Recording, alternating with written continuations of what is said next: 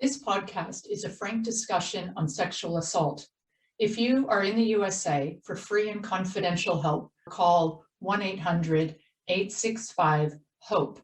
In Australia, for confidential counseling and support in cases of sexual assault or abuse, please call 1-800-RESPECT.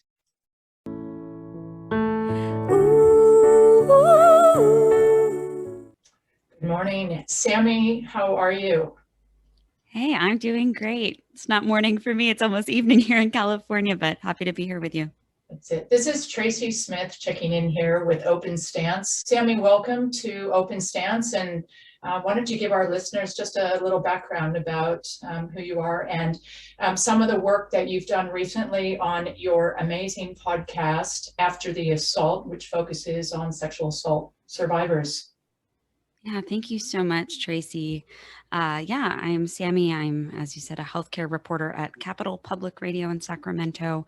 And I have always been really interested in the way that trauma affects how people live and work and play, how it affects their relationships with other people, and really just what even happens to our brains when we go through any kind of a crisis. And sometimes that's something acute, like a car accident. And sometimes that's just the trauma of living in a really toxically stressful environment. And so I've done all kinds of stories about people living with chronic disease or people experiencing suicidal ideation or people who are in really difficult economic circumstances. And I've just always tried to tell human stories. And, with sexual assault, I think so often in the media, it's a one and done. This incident happens, there's a police press release that comes out, there's all this focus on the perpetrator, and nobody really thinks about the survivors and what happens to them when all the media hype is over, what happens to them for the next weeks and the next months. And, I'm only referencing survivors whose cases make the news. Sexual assaults happen every single day that we don't know about because 3/4 of rapes in the United States go unreported. And people are sexually assaulted and they don't even know to call it that. And they may immediately start to blame themselves or feel ashamed. And so they don't come forward to anyone. And so I really wanted to create something that could give people voice around that and let them tell their stories, and not just about what happened to them, but really about how it affected the rest of their lives and who they became after, how it changed them, and how they've tried to heal. So that was really the premise for After the Assault. And that's our 7-part podcast on sexual violence and its aftermath. It's brilliant. And one of the things that we chatted about before this podcast is how you separated your podcast into basically 2 parts. So you had the initial several episodes focused on a survivor going through, for example, the legal system, and all the things that entails, forensic testing and the interview process and the interrogation, and quite frankly, the re-traumatization of a victim and survivor having to go through that process. And then you lead into the last 3 or 4 episodes where you really shift gears and you focus on the health and the mental well-being and the physical well-being of the survivor. And that's, when I listened to this podcast, that's really what captured my attention. I'm a survivor of sexual assault. I was a college student playing tennis at Duke University, and I'm the survivor of a drug-facilitated rape. So for the better part of 30 years now, I have been on a long journey through aftermath, and with great fortune, I can sit here today and speak with you as a survivor that has, it can say I am fully healed and have had an amazing recovery. That has been, to repeat, a 30-year journey, and it has been a long, arduous, and very, very difficult process, to say the least. But what I found related to your podcast was the fact that healing is possible. I also have a podcast that focuses specifically on the mental and physical well-being of the survivor and how we can offer healthy options to explore for a path to healing or a path to freedom. So I really love how you transition there. And I think that would be a really nice way to just follow on from your podcast today and highlight the positive behaviors and the positive options and explore a few things that a survivor can latch onto and know that, yes, there is hope to move through areas where you are feeling truly stuck, helpless and hopeless, and with no control. And one of the things that really I latched onto in your podcast was exercise, and how survivors can take very basic steps, something that's in their control. So, what are your thoughts, Sammy, on exercise in particular from a health perspective that would relate to the positive benefits um, related to healing? I want to start, Tracey, by just making everyone who has survived sexual violence feel like it's okay wherever you are in your healing process. It can be really, really difficult at first to even know where to start. So I interviewed ultimately like 19 survivors for this podcast, but there were 8 that I really spent a lot of time with. And so many of them just felt really, really stuck. Um, there is a phrase that psychologists use, it's rape trauma syndrome, and it's a real collection of symptoms that are disruptive to daily life. We're talking about memory loss, panic attacks, flashbacks, loss of sleep. And a lot of the women that I interviewed, they are struggling still years later. They have to take days off work sometimes because they're overwhelmed, or they can't go to certain places in their communities because it reminds them of what happened. And so I just think it's important to remember, if you have a survivor in your life, that there is no finish line. Like you said, it's a years and lifelong process. And so I think when somebody's feeling really stuck, their inclination might be to stay where they're at. And a lot of the women I talked to, they didn't have as much self-value as they had before the rape. They described they used to love who they were, and then after the rape, they started to degrade themselves because they felt degraded by what happened, and they felt that they were not themselves anymore. They couldn't do the things that they liked to do. They didn't feel connected to their own bodies and their own minds. And I'd love to play you a little bit of tape of them describing just the way they started to treat themselves in the aftermath. It involves meditation. It involves self-love practices, self-speaking to honestly telling myself that I'm okay the way I am, just as I am. I didn't deserve any of this, that internal dialogue, which apparently some people don't have, but, really giving yourself those pep talks, but take a bath, and love on yourself, give yourself a pedicure, really simple actions that seem almost impossible at the time, but really just practice self-love on a very practical level.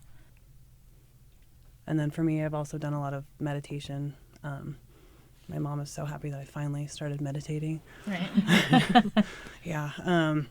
It's not because of her, but now I meditate twice a day. And yoga, I think going back and doing yoga has been huge. And it doesn't even have to be a specific thing. Yoga, I think, is great, but it's not for everybody. But taking that time and requiring myself to be someplace for an hour where it's just something for me, it's just something for my body, something that'll, be fruitful later. I just have this time where I'm taking care of myself, which was definitely hard for me to do for a while. So, a lot of them had goals to do. Yoga, for example, was something a lot of them found helpful. They talked about going on hikes and finding a little more connection to their bodies and their minds there. And I think once you can start doing those physical activities and you can remind yourself that, yes, you can do it, even if it's little baby steps, even if it's just, okay, I took a walk today, or I took a very short jog today, or I went to one class, it's something you're doing for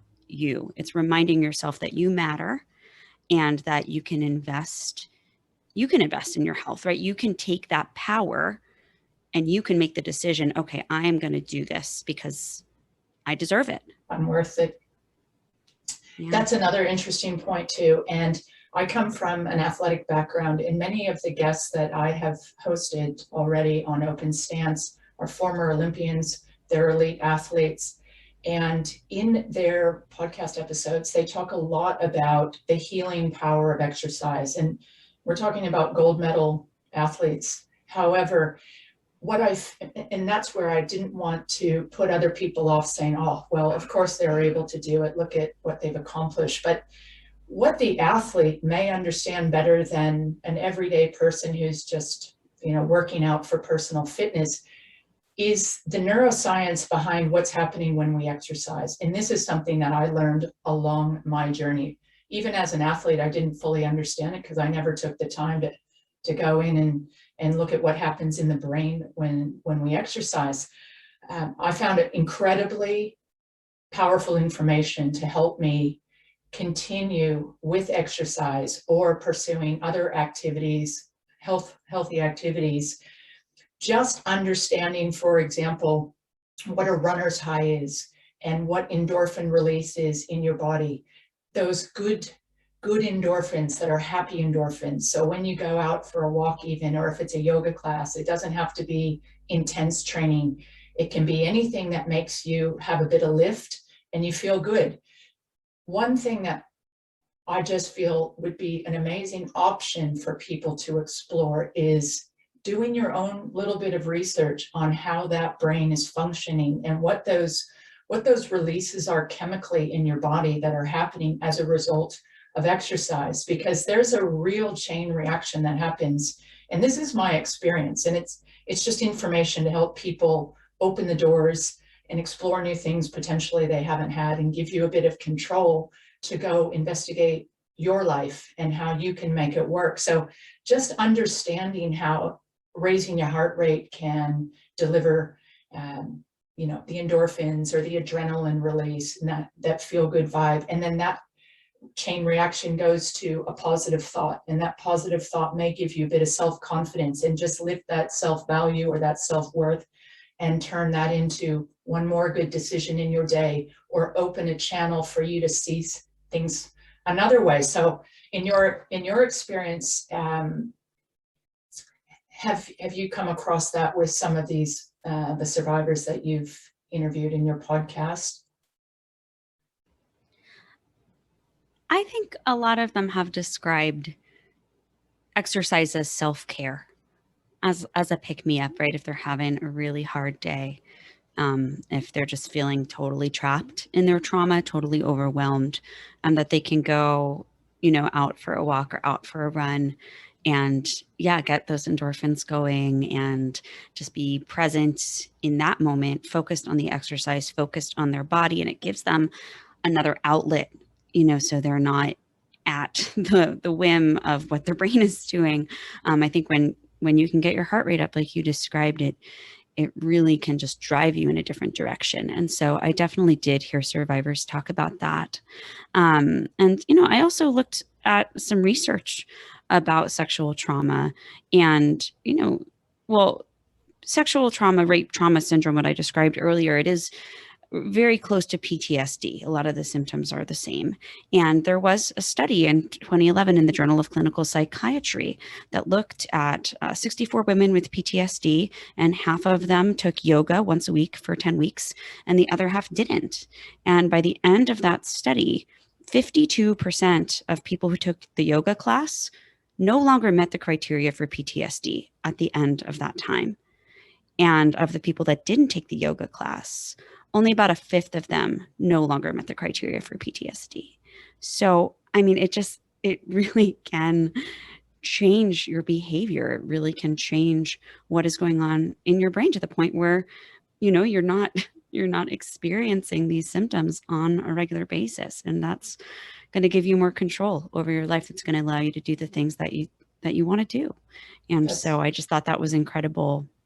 I also interviewed a mental health professional for my podcast, and she talked a lot about this.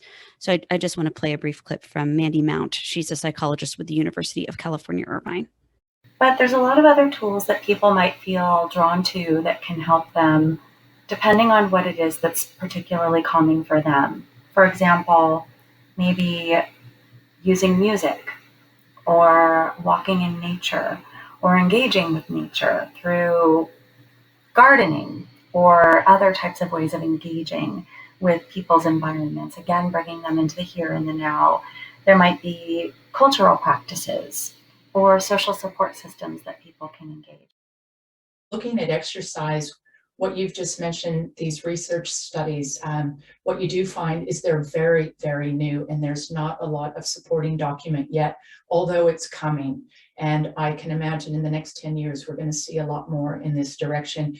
But when you do look at the studies that have done, some of the things that jump out at me straight away for the reasons that that particular study was successful, half the people had no longer had those symptoms. Some of the really strong benefits are the connectedness in physical activity. Typically, you may go to a gym or you may work out with someone else. So in cases of sexual assault, there's a high percentage of people that go into isolation. You feel extremely alone, and that can have a huge impact on your life just in terms of not wanting to go out or be around people. So exercise is a very safe way for many people to become involved, which has shown to be beneficial. It's also, in many cases, it's very hard and difficult for years for a survivor to speak about their trauma. And that is something that happens only in a survivor's time. There is no right or wrong. It may happen straight away. It may be 30 or 40 years later, if and when a survivor decides to talk about trauma. So when you're looking at therapy options, it's definitely not the only way to go for many reasons. Expense, it's just too difficult. There's a long list of why therapy is, it may not be the right option at the time, but exercise is a way as, it's kind of a transition period where it's something that a survivor potentially could do before, if ever, going to therapy. And it's that way to, again, when you're releasing the endorphins, sometimes trauma is said to be trapped in the body, to lift it out of certain places, to move it around, to get it going from one part of the brain to another so that it can become unstuck. It's not a medical term, but it literally is that way where with good exercise and good feeling, it's very important to try to get that trauma out of where it's stuck in a negative place and move it and process it into, it actually needs to get to the right part of the brain so it can become a narrative. It's something that you can control and move through the healing process. So those studies are really fascinating to read about. They've touched on things that I know for sure I've experienced in my life. And the research is coming, but for survivors today, it's really worthwhile to go in and do a little bit of research on the benefits of exercise for yourself as a healing method. And just to touch point with some of those little things, baby steps day by day that you can take control of in your own life, feel like you're getting your power back, and give yourself a lift and try to move yourself out of the stuck place. Yeah, I like that, unstuck. It's a very It's very simple term. it's Sometimes you accurate, just have to you break know. it down to that. Yeah. Yeah, that resonates with what survivors told me, that they just had to find a way to shake it out and a way Yeah. to keep moving forward. And everyone's going to have good days and bad days. And it's, for most people, describe feeling like it's never going to be over. It's never going to be over, but you can get to a place where you do love yourself again, and you do feel that you can move forward and contribute something. I'm writing a story right now about the lack of just support groups for sexual assault survivors in the United States, with things like grief groups, cancer groups, Alcoholics Anonymous. It's very easy to find people like you gathered in a room at a church or a community center. They're everywhere here. But when you're a sexual assault survivor, it's not that accessible. There's not really a network that exists. There are maybe some therapy groups where you can get mental health help, but a lot of survivors, they just want to be around somebody who gets it, somebody who has that experience, and you don't have to tiptoe around it. It's just off the bat. You've been through this, I've been through this. We have something in common and we can move forward from there. And so I've found a group or two that I've been spending time with, and it's really incredible to watch the way that human connection can make a world of difference for someone who is feeling isolated. And that can be a group physical activity. I've seen survivor kickboxing classes, survivor, hiking groups even, I think would be an amazing thing. So That's there's just interesting. a lot of healing possibilities there. Yeah. There's a girl that Larissa Boyce is a former gymnast, and she's a survivor of the Larry Nassar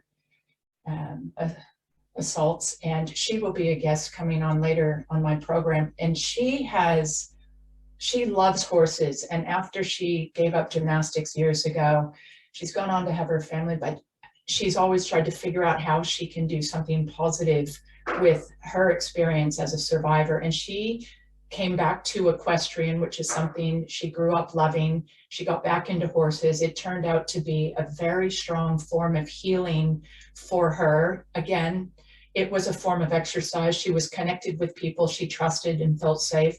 And she's now gone on to the next level, where she has worked with the owner of the stables, and they've created therapy for survivors, equestrian, and I don't have the proper name for it, but she will have survivors come to the ranch, and they will have a two-day retreat, basically, on horses. So it's incredible, all the different ways that now I find that sexual assault is coming to the forefront like it never has before. It's on the front page of the newspapers every day. It is something that isn't going away, and we will have to be accountable and responsible for it. And as we go, that will carry over into, as you're saying, organizations and outlets for survivors specifically, to nurture their needs and to help them not just always find what's gone wrong and not give them any options. So finding that positive and finding those outlets that they need every single day while the world is going on, to keep their journey going forward in a positive direction and a healthy direction. So, and as you said, again, the organizations are limited but growing. But I can say from my experience 30 years ago, we had no internet. Dating myself here, but there was nothing there. But now we do have organizations online. It's a matter of getting them promoted and making people more aware of them. Podcasts like this, letting people tap in where they can feel very safe in their own home, quite anonymous, and giving people the option to go step by step and just continue providing all the options available that somebody in their life might say, yes, that sounds like something I could do today. That sounds like something that's manageable for me. And just give them hope that there's a way forward. There's freedom on the other side. It's not an easy road. It's hard work. But in these scenarios, it is up to the individual. We have to work hard because it's our life at stake. It's worth every second. And when I heard your podcast and listened to it, I had a huge amount of respect for the time that you took to do that, because the overriding message was, yes, we care about your mental health and your physical health, your well-being, and the message that healing's possible. And in your experience with all those survivors that you've interviewed, it's really enlightening and provides a huge amount of hope for people. So those are the kind of things that make a great impact on a person's life day by day. Yeah, thank you, Tracey. And thank you for doing this podcast. I think you're setting an example here to tell survivors that their voices matter. That when you speak up about this, you do open a door for someone else. And, a lot of the survivors I interviewed, they were in the first 3, 4, 5 years after an assault, which is really not that long after. And they kept asking me, they were like, did you interview anybody who's like 30 years out, 40 years out, are they okay? Like, what are their lives like? You know, they just wanted some hope. They wanted hope that, you know, they could still live beautiful and productive lives, and that what happened to them, while terrible, you know, could be used to help somebody else. And so, yeah, I think, you know, it's courageous of you to speak up, and thank you for having me on the show. And to any survivor out there, you know, you don't have to hide. Sammy, that was beautiful. Thank you so much for your time. I know you've had a strong impact on a lot of people listening today. All the best with your future endeavors. And again, thank you for joining us today. Thanks, Tracey.